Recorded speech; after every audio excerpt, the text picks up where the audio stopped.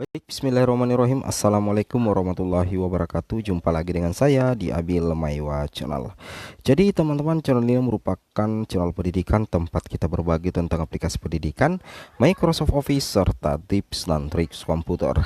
Jadi pada video kali ini Bapak Ibu ya, kembali lagi admin akan mencoba mengupdate informasi terbaru terkait P3K Guru di tahun 2022.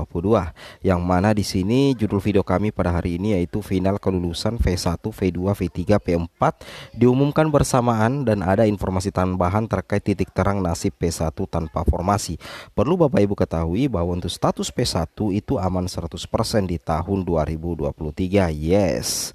Tapi sebelum kita lanjut, bagi rekan-rekan guru yang baru pertama kali menemukan channel ini, silahkan tekan tombol subscribe dan aktifkan lonceng notifikasi agar setiap hari Bapak Ibu bisa mendapatkan update informasi terbaru dari kami. Baik Bapak Ibu, kita langsung saja to the point ke informasinya. Jadi di sini kami akan berbagi sedikit ya terkait pengumuman ya, penempatan bagi P1, P2, P3 dan pelamar umum. Sebagaimana jadwal yang sudah dirilis oleh BKN beberapa bulan yang lalu ya, 1-2 bulan yang lalu. Di sini tertera sangat jelas Bapak Ibu ya, bahwasanya untuk P1, P2, P3 dan pelamar umum, pengumumannya itu ternyata dilaksanakan secara serentak, yaitu di sini di poin ke-15 dikatakan pengumuman hasil seleksi untuk P1, P2, P3 dan pelamar itu jatuh pada tanggal 2 sampai 3 Februari 2023. Berarti hanya berjalan hanya 2 hari. Jadi Bapak Ibu yang sudah lolos menjadi ASN P3K di P1 yang berjumlah 127.186 dan P2 dan P3 nantinya yang lolos observasi mengisi formasi dan juga pelamar umum, itu nantinya Bapak Ibu pengumumannya itu bersamaan ya, pengumumannya bersamaan antara P1, P2, P3 dan pelamar umum. Itu loncat ke tahun 2023 Bapak Ibu ya, di tanggal 2 sampai dengan tanggal 3 Februari 2023. Nah, setelah pengumuman hasil seleksi nantinya yang menentukan kelulusan bagi P1, P2, P3 dan pelamar umum, nantinya itu di bulan Februari itu diberikan waktu sekitar berapa ya? Sekitar 3 hari ya, diberikan waktu 3 hari untuk melakukan sanggah. Ketika Bapak Ibu nantinya mengecek di portal SSCASN, kemudian ada yang tidak lulus, Bapak Ibu itu bisa melakukan sanggah di tanggal 4 sampai dengan tanggal 6 Februari tahun 2023.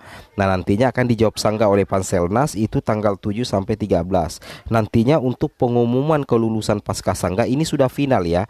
Itu jatuh di tanggal 20 sampai 21 Februari 2023. Jadi pengumuman hasil seleksinya untuk P1, P2, P3, P4 itu bersamaan tanggal 2 dan 3 Februari. Dan pengumuman finalnya setelah sanggah itu dilaksanakan pada tanggal 20 sampai dengan tanggal 21 Februari 2023 pastinya.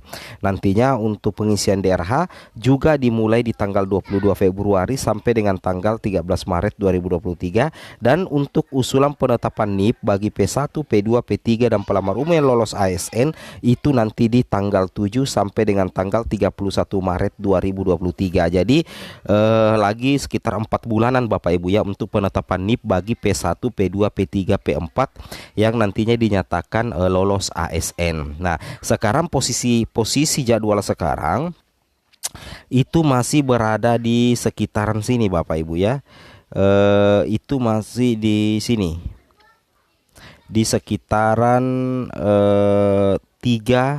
sampai 13 Desember ya. Nah, itu berarti untuk saat ini, hari ini itu masih berjalan pengolahan Bapak Ibu ya. Pengolahan apa? Tentunya pengolahan hasil penilaian kesesuaian ya untuk V2 dan V3 seperti itu. Jadi nantinya pengolahan nilai bagaimana? Tentunya dari hasil observasi yang dilakukan oleh Kepsek, kemudian guru senior, pengawas, ditambah bobot nilai dari BKPSDM dan Dinas Pendidikan, itu sudah dikelola mulai dari tanggal 3 sampai sekarang dan berakhir nanti di tanggal 13 Desember di tahun 2022. Nah, setelah pengolahan hasil penilaian kesesuaian itu selesai, berarti kelulusan V2 dan V3 berdasarkan hasil observasi itu nantinya sudah dikunci Bapak Ibu ya. Nah, setelah itu barulah tanggal 14-18 Desember 2022 gilirannya P4 atau pelamar umum yang akan mengikuti seleksi CAT UNBK seperti itu ya. Itu yang harus Bapak Ibu pahami. Kemudian di sini kita lanjutkan lagi sedikit bahwa terkait dengan titik terang ya untuk V1 yang tanpa formasi kita bahas lagi. Di sini dikatakan perekrutan pegawai pemerintah dengan perjanjian kerja sebenarnya tujuannya untuk meningkatkan kesejahteraan guru honorer walaupun dalam pelaksanaannya ada berbagai kekurangan ya. Nah, ini langsung dikatakan oleh Mendikbudristek ya, Bapak Nadiem Makarim pada puncak peringatan hari ulang tahun ke-77 Bapak Ibu ya PGRI dan HGN di Kota Semarang Bapak Ibu ya, Sabtu tanggal 3 bulan 12 tahun 2022. Jadi di sini Mendikbudristek itu berupaya untuk menuntaskan P1 ya yang belum mendapatkan penempatan, itu diupayakan tuntas pada tahun 2023 Bapak Ibu ya. Mudah-mudahan saja betul-betul bisa direalisasikan nantinya. Oke. Kemudian kita lanjut lagi Bapak Ibu. Di sini Bapak Ibu perlu ketahui juga bahwasanya untuk penuntasan guru honorer di tahun 2023 terutama bagi MP1 memang di sini Kemendikbudristek ya sudah menyediakan 3 paket kebijakan pemenuhan P3K, dan dari poin 1, 2, 3 memang itu kena semua Bapak Ibu ya untuk V1 tanpa formasi, yang mana salah satu yang menjadi penyebab P1 tanpa formasi belum bisa diangkat di tahun 2022 karena kurangnya Pemda yang mengusulkan formasi. Nah, itu akan diselesaikan atau ditambal oleh pemerintah itu di tahun 2023, yang mana buktinya di sini dikatakan pemerintah pusat akan melengkapi jumlah formasi P3K jika hingga Maret 2023 formasi yang diajukan pemerintah daerah tidak mencapai 100%. Jadi berapapun formasi yang diajukan Pemda kemudian tiba-tiba tidak mencukupi kebutuhan nasional, nanti itu akan dilengkapi oleh pemerintah Bapak Ibu ya. Jadi ini salah satu solusi terbaik, titik terang bagi P1 nanti di tahun 2023. Dan perlu Bapak Ibu ketahui status P1 itu juga tetap Bapak Ibu ya. Nah, kemudian persoalan anggaran dibahas di poin 2, bahkan gajinya itu akan dispesifikkan dalam DAU, itu dibahas di dalam poin ketiga Bapak Ibu ya.